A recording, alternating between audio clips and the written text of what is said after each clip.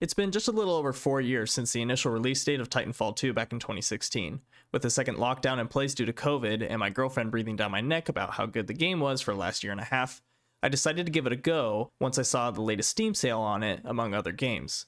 Rest assured, this review will be spoiler free despite being 4 years after release.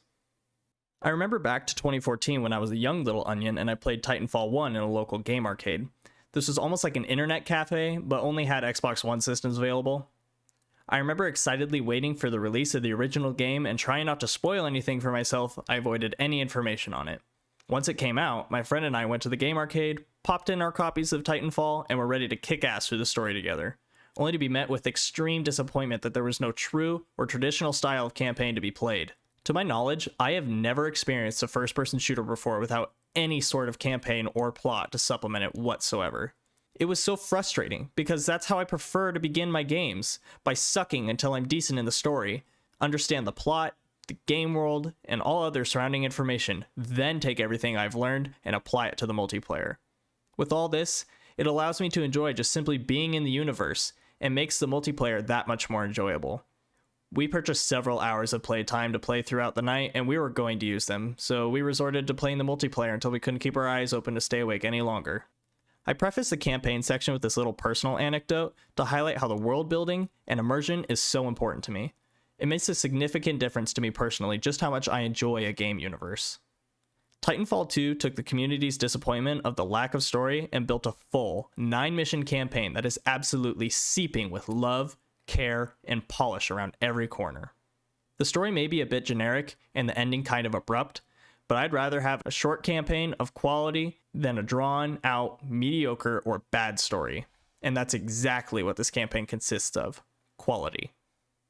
The story begins with you as a pilot in training scenario and doesn't hesitate to begin throwing the controls and game mechanics at you.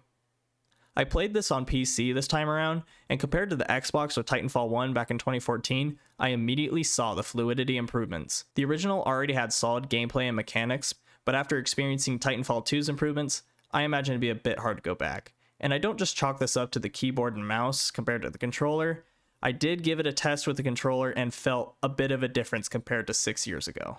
Even in this training simulation, the world screamed detail and atmosphere. From the flowing water with the little rise effect, to the foliage and foggy bright white sky, it is completely unique and makes a good first impression. The game has you take your time through the simulation and understand just how to operate as an efficient pilot. The final room in the simulation is timed and able to be re-ran as many times as you like.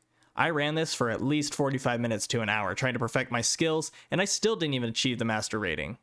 As an avid FPS player, I don't think I have the worst skills in the world, and I'm definitely not the best, but with the amount of time I have in these types of games, this is a clear sign that the skill ceiling is very high on this game. The Gauntlet opens up the majority of the weapon sandbox to you. You're able to immediately get a feel for the weapons and to find out which loadout best suits your playstyle. This reminds me of the Pit back in Modern Warfare 2, clearing out the targets with a timer to keep and a variety of weapons at your disposal. Once you've gotten your fill in the sim, the story begins as you immediately jump to action as you fall under attack and the troops are sent on the ground in a Halo ODST fashion. Getting straight to work, the story almost immediately promotes you to a pilot due to unfortunate circumstances. It's a little predictable, but it at least gives you an immediate character development rather than just telling you, you are the pilot and this is your robot and this is your mission.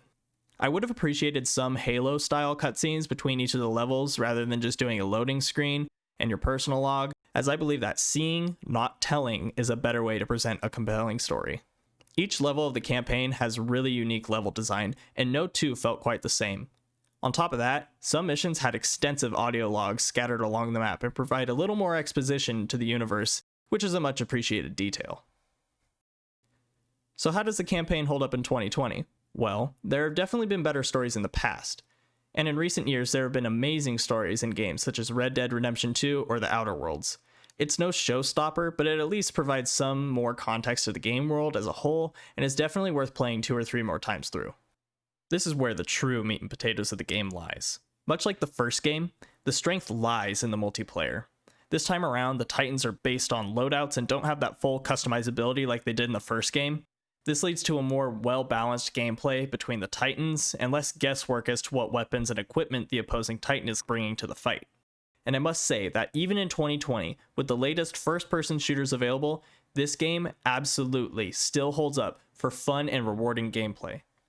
The progression system is strong and rewarding for putting in the time and playing. It was a bit of a rude awakening first jumping in, as I'm 4 years behind, but once I got the map flow down, it was just like old times, kicking ass and having fun wall jumping, ziplining, and getting into those tense Titan battles.